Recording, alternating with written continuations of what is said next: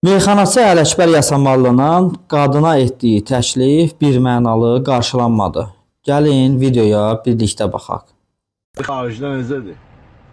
Sonra indi inşallah qismət olar 2 ilə 3 ilə Zaksa gedərik. Xəsiyyətimiz tutsa. Mənə baxın. Sənə baxım. Az sən mənə bax. Mən yetimin neyi var sənə baxım. Sən mənə bax. Quran haqqı. Bax mənə, saxla mən.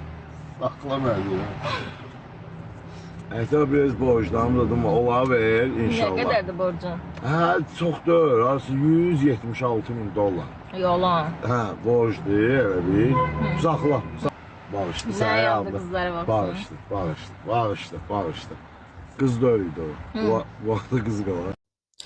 Əziz izləyicilərimiz, əziz cəmiyyətimiz, biz adətən görmüşük ki, qadınlara, onun namusuna, əxlaqına, ailə tərbiyəsinə, milli mənəvi dəyərlərə olan münasibətinə görə yaxınlıq edər, onunla ailə qurardılar.